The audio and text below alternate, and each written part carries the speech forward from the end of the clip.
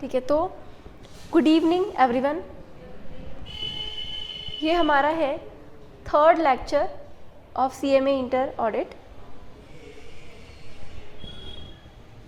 मैंने आपको features of auditing तक सब कुछ बता दिया था। फीचर्स ऑफ ऑडिटिंग तक सब कुछ अपना हो गया था, पूरा कंसेप्ट मैंने आपको बता दिया था। आई होप आप इस क्लास में पिछले क्लास का पढ़कर आए हो, याद करके आए हो। ठीक है, ऐसे तो मैंने आपको याद कराया था, डेफिनेशन ऑफ ऑडिटिंग भी याद कराया है, फीचर्स ऑफ ऑडिटिंग जो था आपको वो भी मैंने आपको एक एक वर्ड समझाया था, एक एक वर्ड समझाया था ताकि आपको एक एक शब्द याद हो। ठीक है, एक एक शब्द याद हो। वैसे मैं हर जगह एक एक वर्ड आपको रीड करके नहीं पढ़ाऊंगी, मैं आपको वहीं एक एक वर्ड रीड करके पढ़ाऊंगी जो एग्ज़ाम ओरिएंटेड है, जो आपके एग्ज़ाम में आएगा। क्योंकि बच्चे भी देखो यही चाहते हैं कि उनका एफर्ट कम हो, उनका एफर्ट कम हो। कुल मिला के बात इतनी होती है क्लासेस से, जो एग्ज़ाम में आने वाला है, एग्ज़ाम में आने वाला है हमें वो बताया जाए, जो एग्ज़ाम में आने वाला है हमें वो बताया जाए। तो मेरा फोकस भी आपका यहाँ पे यही रहेगा। ठीक है, जहाँ पे तुमको एक कंसेप्चुअल क्लैरिटी ज़रूरी होगी वहाँ पे मैं तुमको बताऊँगी। ये पैराग्राफ देखो, नेचर ऑफ ऑडिटिंग, ऑडिटिंग का नेचर। इसमें आपको जो ऊपर आपने पढ़ा वो आपको वही चीज़ें रिपीट की हैं। ऊपर जितना भी मैंने आपको यहाँ पे फीचर्स बताए, डेफिनेशन पढ़ी थी ना अपन ने, वो सारे डेफिनेशंस का ही कुल मिला के इन्होंने यहाँ पे आपको एक्सप्लेनेशन दिया है। इन्होंने ये बताया है कि ऑडिट में आपको ओपिनियन एक्सप्रेस करना ज़रूरी है। ठीक है, ऑडिट में आपको ओपिनियन एक्सप्रेस करना ज़रूरी है।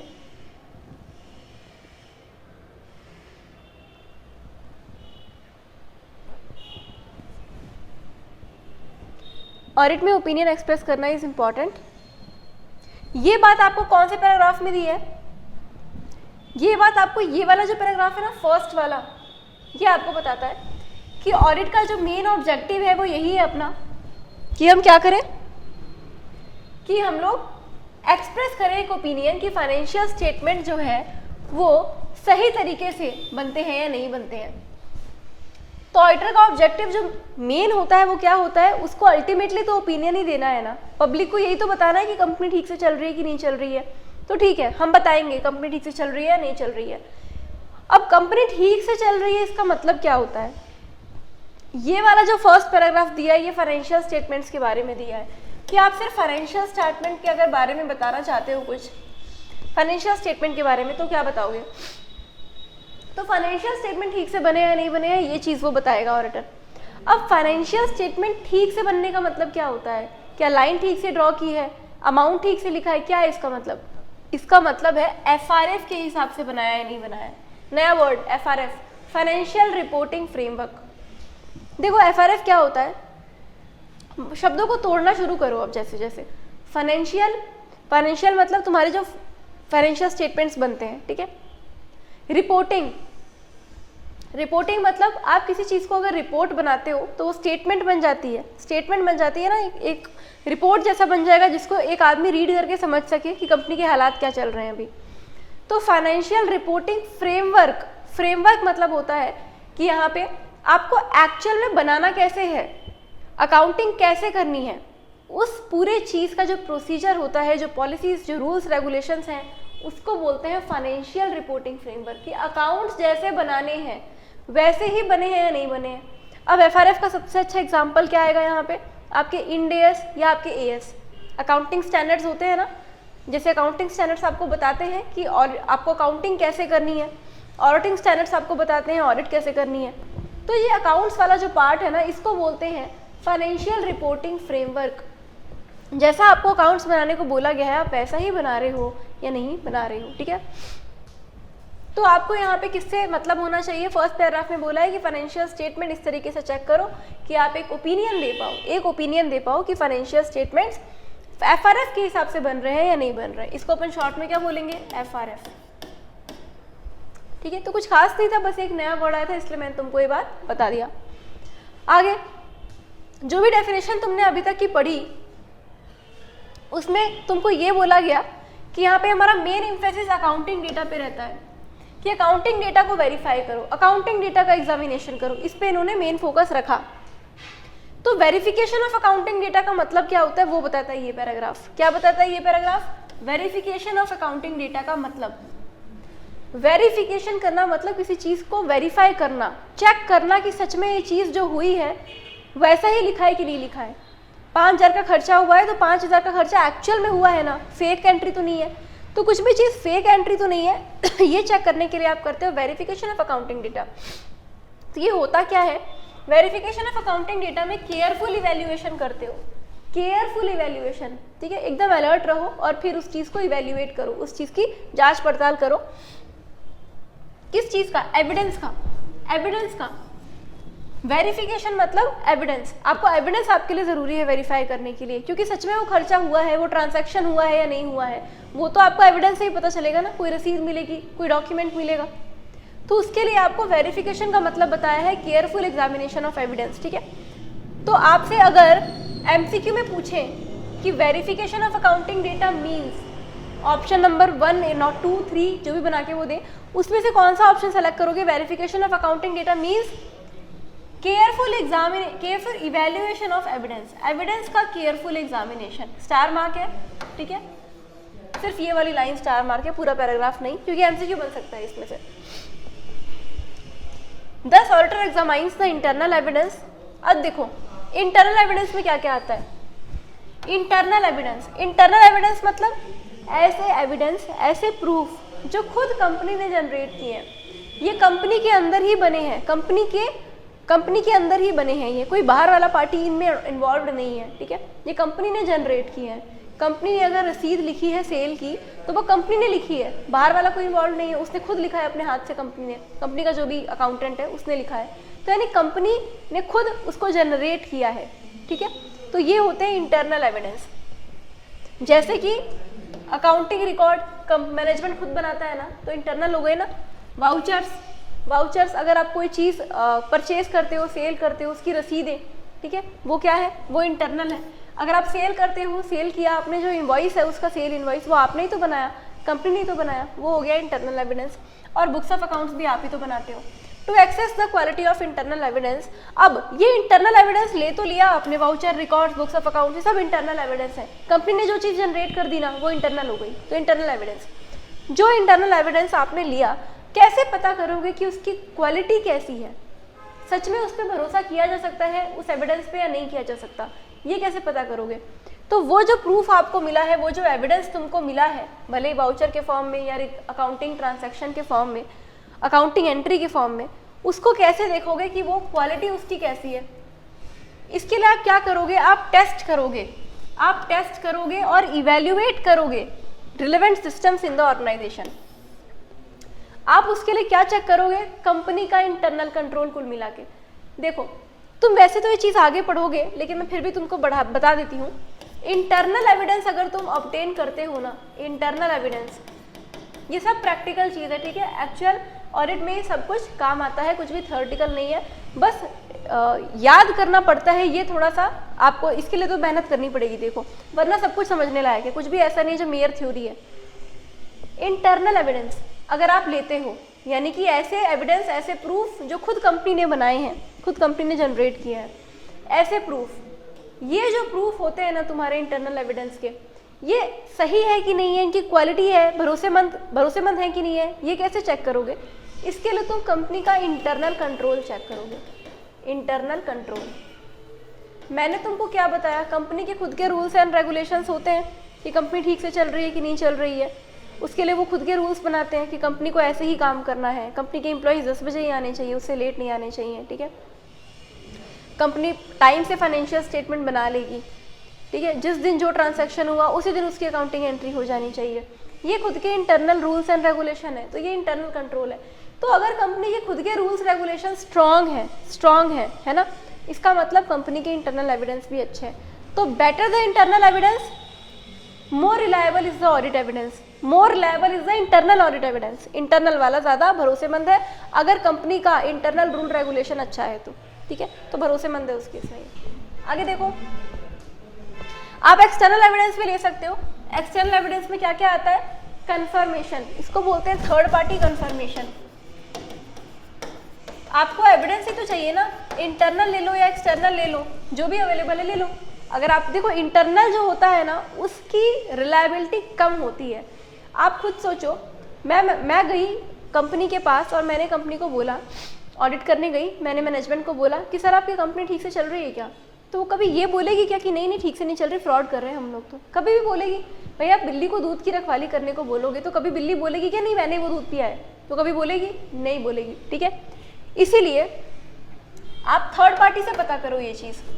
आप थर्ड पार्टी को फ़ोन करके पूछो। For example third party confirmation कहाँ कहाँ लिया जाता है? मेरे पास बैंक से लोन लिया है, मैंने बैंक से लोन लिया है और मैंने एक एंट्री मारी हुई है, एक एंट्री करी हुई है कि मैंने बैंक को एक इंस्टॉलमेंट चुका दी, बैंक को मैंने इंस्टॉलमेंट चुका दी उसके लोन की।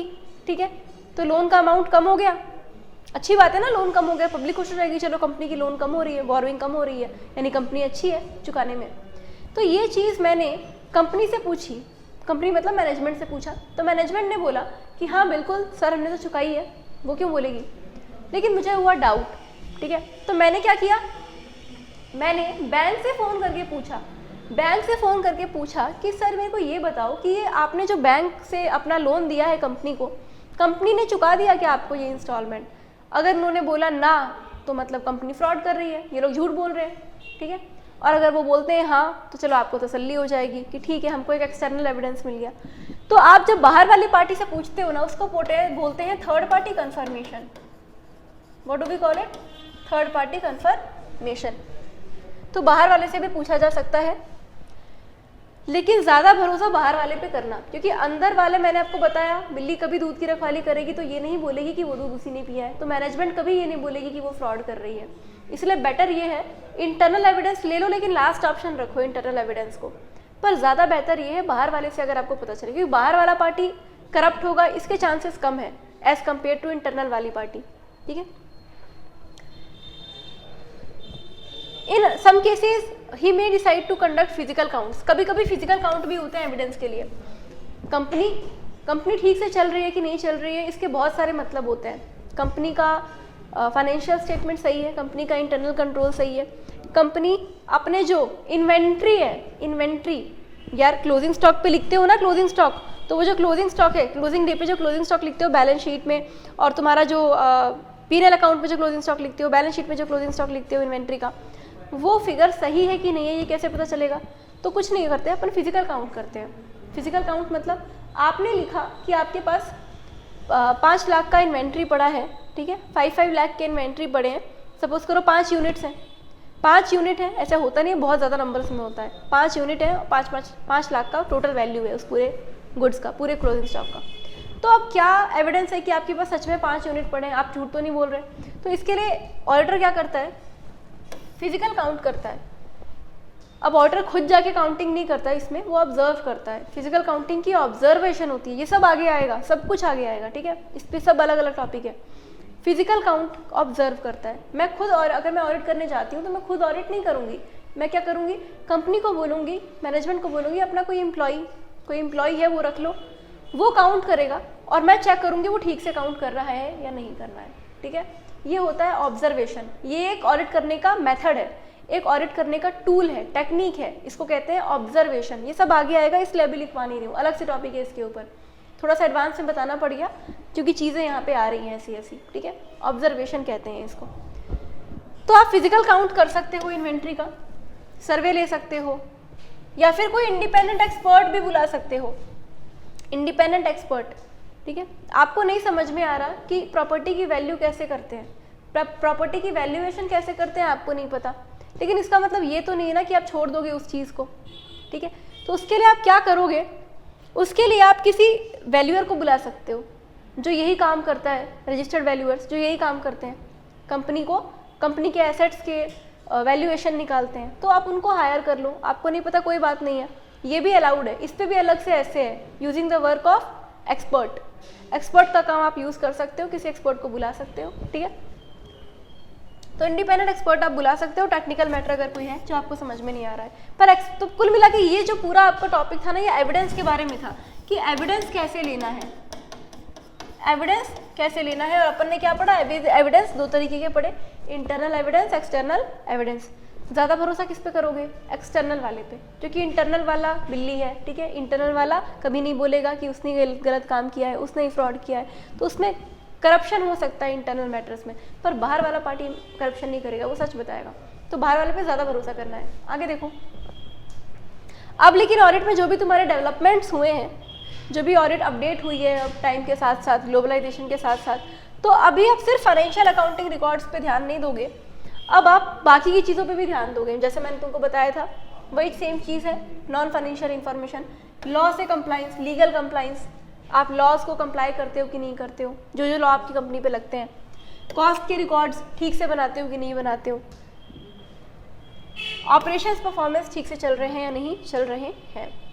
तो इसलिए ज़्यादा कंप्रीहेंसिव डेफिनेशन क्या होती है उसकी?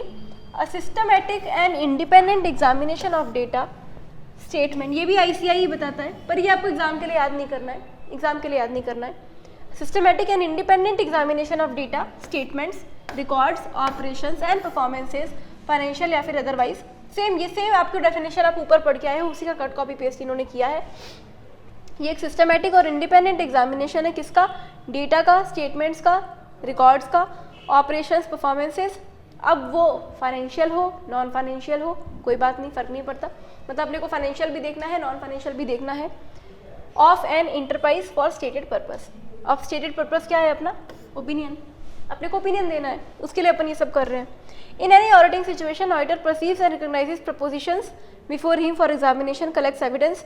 This definition does not confine auditing to the accounting records. It recognizes that auditing can extend to such areas such as managerial performances, cost, data and operation. ये क्या बोल रहा है? ये पूरा ऊपर वाला पैराग्राफ का कट कॉपी पेस्ट है, ये आपको नहीं पढ़ना है, इसको आप छोड़ भी सकते हो, ठीक है, you can leave it. Simply इन्होंने यही बोला है कि आप जो फाइनेंशियल रिकॉर्ड्स हैं उसके अलावा भी चीज़ें चेक करो, कॉस्ट रिकॉर्ड चेक करो, परफॉर्मेंस चेक करो, ऑपरेशन चेक करो कंपनी का, ठीक है, मैन्युफैक्चरिंग कैसे कर रही है, ज़्यादा वेस्टेज तो नहीं कर रही है इनपुट का, ये सब चीज़ें आपको चेक करनी है। तो आपको सिर्फ फाइनेंसेस तक कन्फाइंड नहीं रहना, कन्फाइंड मतलब होता है सीमित रहना, तो सीमित नहीं रहना है फाइनेंशियल स्टेटमेंट तक, उसके बियॉन्ड भी देखो। आगे देखो,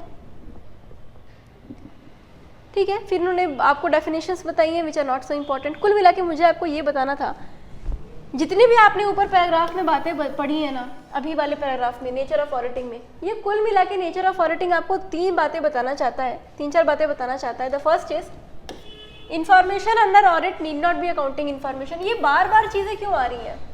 मैंने आपको पहले ही कहा था, ये पूरा चैप्टर रिपीटेशन है, एक ही चीज़ समझो और बार बार उस चीज़ को रिपीट करो, आपके लिए तो अच्छा है ना, आपको तो याद हो रहा है, ठीक है, तो कंसेप्ट आपको बार बार बैठ जाए दिमाग में, इसीलिए ये बेसिक वाला चैप्टर एक ही बात को 10 बार बोलेगा।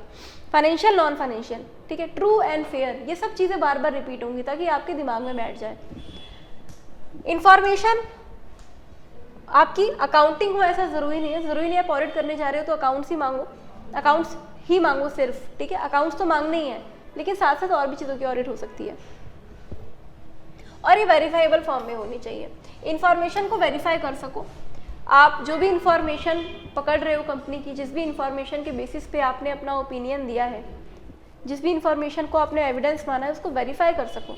ऐसी इंफॉर्मेशन की ऑडिट करो जो वेरीफाइबल हो, ठीक है, जैसे मैंने एक्सपेंस लिया तो एक्सपेंस को वेरीफाई कर सकते हैं ना रसीदों से, वाउचर से, तो ऐसी आप इंफॉर्मेशन हो जिसको आप वेरीफाई कर सको। देयर शुड बी स्टैंडर्ड्स या फिर क्राइटेरिया, बिल्कुल हमने फीचर्स में पढ़ लिया था कि स्टैंडर्ड्स और क्राइटेरिया होना चाहिए। Auditor should not only be a competent but also भी इंडिपेंडेंट मेंटल एटीट्यूड, ये भी अपन फीचर्स में पढ़ चुके हैं कि सिर्फ कम्पिटेंट होने से काम नहीं चलेगा, आपको इंडिपेंडेंट मेंटल एटीट्यूड भी ज़रूरी है।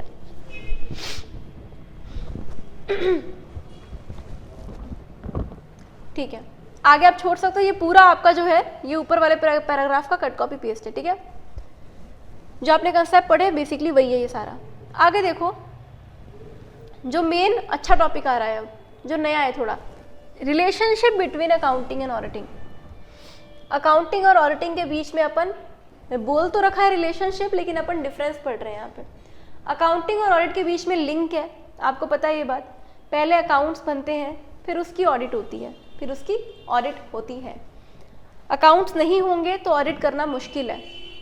अब बच्चों के मन में एक चीज़ और आती है डाउट की, स्टूडेंट्स क्या बोलते हैं कि मैम ये जो ऑडिटिंग है, ऑडिटर ये फाइनेंशियल स्टेटमेंट्स बनाता है क्या कंपनी के? एक सबसे बड़ा मिसकंसेप्शन, बिल्कुल भी नहीं। ऑडिटर कभी भी कंपनी के अकाउंट्स नहीं बनाता है, कभी भी कंपनी के अकाउंट्स उसका बनाना उसकी जिम्मेदारी नहीं है। हाँ, छोटे लेवल पे बनवा लेते हैं लोग, वो अलग बात है। जो आपके छोटी फर्म्स होती हैं, छोटी कंपनीज होती हैं, ये अपने ऑडिटर को बोलती हैं कि सर आप ही हमारे फाइनेंशियल स्टेटमेंट बना दो, एक्स्ट्रा पैसे ले लेना। लेकिन ये एक ऑडिटर की जिम्मेदारी नहीं है कि वो कंपनी के फाइनेंशियल अकाउंट्स बनाए। ये जिम्मेदारी अकाउंटेंट की है, अकाउंटेंट बनाना है, अकाउंटेंट को बनाना है, अकाउंटेंट की जिम्मेदारी है कि वो फाइनेंशियल स्टेटमेंट्स बनाए। ऑडिटर तो सिर्फ चेक करेगा, ऑडिटर तो सिर्फ चेक करने आया है कि ठीक से आप फाइनेंशियल स्टेटमेंट बना रहे हो या नहीं बना रहे हो। तो अकाउंटिंग और ऑडिटिंग के बीच में ये लिंक है। आगे आप देखो कि डिफरेंस क्या है इनके बीच में। तो ऊपर वाला देखते हैं अपन। अकाउंटिंग का जो बेसिक ऑब्जेक्टिव होता है वो क्या होता है कि आपको सारे इकोनॉमिक इवेंट्स को रिकॉर्ड करना है, आपको रिकॉर्ड करना है। तो basic objective of accounting is to, accounting की बात कर रहे हैं, याद रखना, अकाउंटिंग का सबसे बेसिक ऑब्जेक्टिव क्या है कि जितने भी इकोनॉमिक इवेंट, इकोनॉमिक मतलब रुपीज में कन्वर्ट कर सको, इकोनॉमिक इवेंट को अपन ऐसे इकोनॉमिक इवेंट जो फाइनेंशियल पोजीशन कंपनी की चेंज करते हैं, कंपनी की फाइनेंशियल पोजीशन पे फर्क डालते हैं। उसकी फाइनेंशियल पोजीशन मतलब बैलेंस शीट, एसेट्स और लायबिलिटीज, ऐसे इवेंट्स जो कंपनी के फाइनेंशियल स्टेटमेंट पे, यानी उसके not financial statement, financial position, उसकी फाइनेंशियल स्टेटमेंट पे असर डालते हैं, चेंज करते हैं। And to prepare a statement of performance, और स्टेटमेंट ऑफ परफॉर्मेंस बनाने में काम आते हैं। And a statement of affairs for each accounting period. आप 11th-12th में पढ़े होंगे, फाइनेंशियल पोजीशन का मतलब होता है बैलेंस शीट और फाइनेंशियल परफॉर्मेंस का मतलब होता है P&L अकाउंट, ठीक है। तो जो भी इवेंट्स, जो भी इकोनॉमिक इवेंट्स, आपकी इकोनॉमिक मतलब उनको पैसे में कन्वर्ट कर सकते हो। तो जो भी इकोनॉमिक इवेंट्स आपके कंपनी की फाइनेंशियल पोजीशन या कंपनी की फाइनेंशियल परफॉर्मेंस पे असर डालते हैं, यानी उसको चेंज करते हैं, कम या ज़्यादा करते हैं, उनको रिकॉर्ड करना हमारा बेसिक ऑब्जेक्टिव होता है। किसका? अकाउंटिंग का। रिकॉर्डिंग करना ऑब्जेक्टिव होता है अकाउंटिंग का।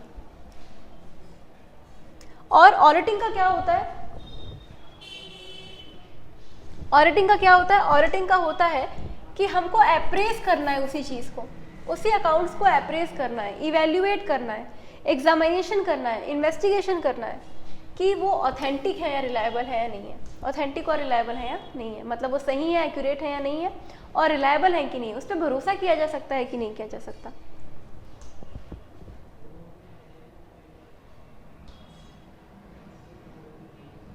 और अपने को फिर एक कंक्लूसिव ओपिनियन देना है। इसके बाद अपने को ओपिनियन भी देना है। भाई मेन मकसद तो ओपिनियन देना ही है ना, पब्लिक को तो ओपिनियन ही चाहिए ना कि सही बताओ, सही चल रही है कि नहीं चल रही है, हमें तो इतना बता दो, ठीक है। तो पब्लिक को तो ओपिनियन ही चाहिए as to whether financial statements exhibit a true and fair view. कुल मिला के ट्रू एंड फेयर व्यू, देखो आ गया ना, true and fair view.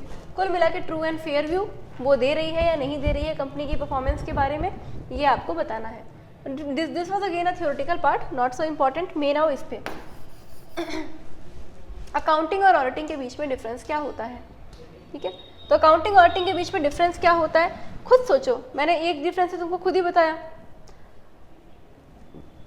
Auditing में आप सिर्फ चेक करने आए हो, पर अकाउंटिंग में आप बनाते हो रिकॉर्ड्स। ऑडिटिंग में आप उन रिकॉर्ड्स को चेक करने आए हो कि वो सही है कि नहीं है, ठीक है। देखो, it is a collection, classification and summarization.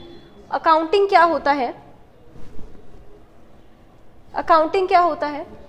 Accounting होता है कलेक्शन, समराइजेशन और क्लासिफिकेशन, यानी मैं कह सकती हूँ CCS, ऐसे याद करना होता है, CCS। तो अकाउंटिंग क्या है? CCS है। CCS मतलब क्या? कलेक्शन, क्लासिफिकेशन और समरी है। कलेक्शन मतलब इकट्ठे करना, क्लासिफिकेशन मतलब अलग अलग करना, और समरी करना मतलब जो चीज़ ज़्यादा एक्सप्लेन दे रखी है उसको थोड़ा छोटा करना, ठीक है। तो समराइज करते हो आप इसमें, किस चीज़ को करते हो? बुक्स ऑफ अकाउंट्स को, ठीक है। डेटा को करते हो, डेटा को करते हो ताकि बुक्स ऑफ अकाउंट्स आप बना सको और फाइनेंशियल स्टेटमेंट्स बना सको। तो this is the CSS of data. CSS है डेटा का, ताकि FS बना सको, ताकि फाइनेंशियल स्टेटमेंट बना सको, ठीक है। लेकिन ऑडिटिंग क्या है? ऑडिटिंग एक एनालिटिकल और क्रिटिकल एग्जामिनेशन है। ऑडिट में आप बुक्स ऑफ अकाउंट्स बनाते नहीं हो, ऑडिट में आप एनालाइज करते हो। Auditing is an analytical and critical examination of books of accounts, financial records and financial statements for the purpose of their on, ठीक है। तो ये आपका एनालिटिकल और क्रिटिकल एग्जामिनेशन है बुक्स ऑफ अकाउंट्स का। ये अगेन डेफिनेशन आपको मैं पढ़ा कर लाई थी पहले से, ये आपको पहले से ही मैंने पढ़ाया था ऑडिट का, डेफिनेशन ऊपर आया था उसी में से एक है। दूसरा difference, it is the recording of transaction at the time of occurrence. जब कोई ट्रांसैक्शन हुआ है उसको रिकॉर्ड करना अकाउंटिंग कहलाता है, रिकॉर्ड करना। लेकिन ऑडिटिंग क्या है? पोस्टमार्टम एग्जामिनेशन है। ये क्या है? पोस्टमार्टम है। ऑडिट पोस्टमार्टम होती है। पोस्टमार्टम क्यों भाई? तुम सब ने सीआईडी देखा होगा, ठीक है, बहुत देखा है बचपन में सब में सीआईडी, बहुत इंटरेस्ट आता था। तो जो सीआईडी वाला होता है ना, कुछ तो गड़बड़ है। तो यहाँ पे आप पोस्टमार्टम करते हो, वहाँ पे आप देखते हो कि किसी का भी मर्डर वगैरह होता था तो वहाँ पे वो लोग बॉडी ले जाके पोस्टमार्टम करते थे।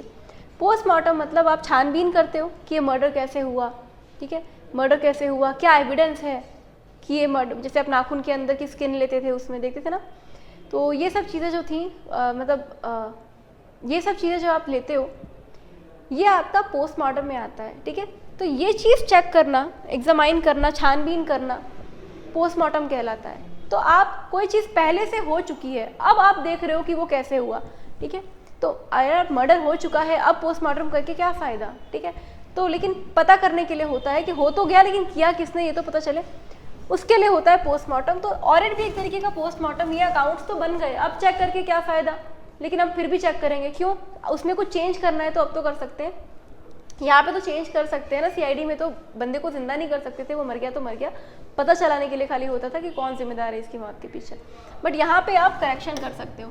तो पोस्टमार्टम एग्जामिनेशन होता है, कोई चीज़ हो चुकी है अब उसको चेक करना है कि वो कैसे हुई या उसमें क्या डिफेक्ट है, क्या दिक्कत है। तो पोस्टमार्टम एग्जामिनेशन है आपके अकाउंट्स का। बिजनेस इवेंट्स अकाउंटिंग में आते हैं। It measures the business events in monetary terms, records them and communicate through financial statement. ये क्या करता है? मॉनेटरी इवेंट्स जो होते हैं ना, business events in monetary terms यानी कि इकोनॉमिक इवेंट्स जिनको पैसे में कन्वर्ट कर सको, ऐसे बिजनेस के इवेंट्स को अपन रिकॉर्ड करते हैं अकाउंटिंग में और फिर उनको कम्युनिकेट करते हैं, लोगों को बताते हैं कि हमारी कंपनी में ये ट्रांजैक्शन हुआ है through financial results, financial statement के थ्रू। ऑडिटिंग में आप क्या करते हो? उसी फाइनेंशियल रिकॉर्ड्स को, जो अभी रिकॉर्ड्स बने यहाँ पे, उन्हीं को आप रिव्यू करते हो कि वो ऑथेंटिक है या नहीं है, ठीक है, वो ऑथेंटिक है या नहीं है, इस पे ओपिनियन बनाने के लिए। तो आप यहाँ पे ऑडिटिंग में आप रिव्यू करते हो, उसी चीज़ को रिव्यू करते हो, चेक करते हो कि फाइनेंशियल स्टेटमेंट्स आपके सही है कि नहीं है, ठीक से बनाए हैं या नहीं बनाए हैं, ताकि आप उनके ऑथेंटिसिटी के ऊपर रिव्यू दे सको, मतलब ओपिनियन दे सको। It is primary responsibility of management, very important point, it is a primary responsibility of management. ये पता नहीं स्टार मार्क हट गया होगा तो बच्चे कहीं सोचे कि स्टार मार्क नहीं, ये पूरा टॉपिक स्टार मार्क है। प्राइमरी रिस्पॉन्सिबिलिटी किसकी होती है फाइनेंशियल स्टेटमेंट्स बनाने की? सबसे बेसिक रिस्पॉन्सिबिलिटी वो होती है मैनेजमेंट की। किसकी होती है? मैनेजमेंट की। मैनेजमेंट यानी तुम्हारा अकाउंटेंट आ गया ना मैनेजमेंट में, तो मैनेजमेंट की जिम्मेदारी है फाइनेंशियल स्टेटमेंट बनाना, ठीक है, ताकि ये लोग शेयर होल्डर्स को और ओनर्स को बता सके कि उनकी कंपनी कैसी चल रही है। ऑडिटर का क्या है यहाँ पे? Auditor is an independent person appointed by the business entity to review the financial statements and give his opinion, ठीक है। तो यहाँ पे अपन ऑडिटर को एक इंडिपेंडेंट पर्सन की तरह अपॉइंट करते हैं ताकि वो इसी फाइनेंशियल स्टेटमेंट को जो मैनेजमेंट ने बनाया है उसको चेक करे और अपना ओपिनियन दे कि ठीक से बना है कि नहीं बना है। तो एक चीज़ याद रखना, एमसीक्यू में पूछ सकते हैं कि प्राइमरी रिस्पॉन्सिबिलिटी, सबसे बेसिक, सबसे पहली जिम्मेदारी किसकी है फाइनेंशियल स्टेटमेंट बनाने की? मैनेजमेंट की है, अकाउंटेंट की है, मैनेजमेंट की है, क्योंकि ऑडिटर तो सिर्फ चेक करेगा।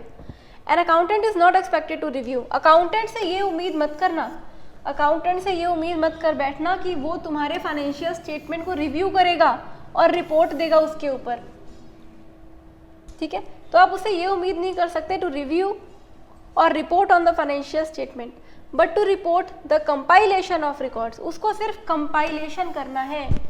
कंपाइल मतलब इकट्ठे करना, फाइनेंशियल इंफॉर्मेशन को इकट्ठे करना और उसको फाइनेंशियल स्टेटमेंट्स के थ्रू पब्लिक तक पहुंचाना, फाइनेंशियल इंफॉर्मेशन को फाइनेंशियल स्टेटमेंट में बनाना, सिर्फ ये काम है आपके अकाउंटेंट का। तो अकाउंटेंट से आप ये उम्मीद नहीं कर सकते कि वो रिव्यू करेगा या रिपोर्ट करेगा। रिव्यू यानी चेक करेगा और रिपोर्ट करेगा मतलब रिपोर्टिंग देगा, रिपोर्ट बनाएगा कि कंपनी ठीक से चल रही है कि नहीं चल रही है। ये अकाउंटेंट का काम नहीं है, अकाउंटेंट ये चीज़ नहीं करता है, वो सिर्फ कंपाइल करेगा, सिर्फ इकट्ठे करेगा इन्फॉर्मेशन को। ऑडिटर से आप ये उम्मीद करोगे, क्योंकि ऑडिटर का ये काम है। Auditor is required to submit a report अपने ओपिनियन के साथ कि ट्रू एंड फेयर है कि नहीं है। जो भी असर्शंस मैनेजमेंट ने किए, जो भी पॉजिटिव स्टेटमेंट्स मैनेजमेंट ने दिए कि कंपनी ठीक से चल रही है, कंपनी में सब कुछ सही चल रहा है, वो ट्रू एंड फेयर है या नहीं है, इसके लिए उसको अपनी रिपोर्ट देनी है, उसने अपना ओपिनियन देना है उस रिपोर्ट में, ठीक है। An accountant works for the management. Accountant किसके लिए काम कर रहा है? मैनेजमेंट के लिए काम कर रहा है। अकाउंटेंट एक एम्प्लॉई तो है ना, तो अकाउंटेंट जो है वो सिर्फ हायर किया गया है मैनेजमेंट के द्वारा। मैनेजमेंट ने उस अकाउंटेंट को हायर किया है कि हमारे कंपनी के अकाउंट्स बनाओ, तो ये मैनेजमेंट का ही पार्ट है। The auditor is an independent person, लेकिन ऑडिटर तो एक इंडिपेंडेंट पर्सन है। ऑडिटर इंडिपेंडेंट पर्सन है क्योंकि उसका कंपनी से कोई लेना देना नहीं है, वो कंपनी में किसी को नहीं जानता, उसको मतलब नहीं है कंपनी में क्या चल रहा है क्या नहीं चल रहा है। वो अपना प्रोफेशनल एटीट्यूड लेकर आया है, ऑडिट करके अपना ओपिनियन देगा सही। Auditor is an independent person accountable to the owners.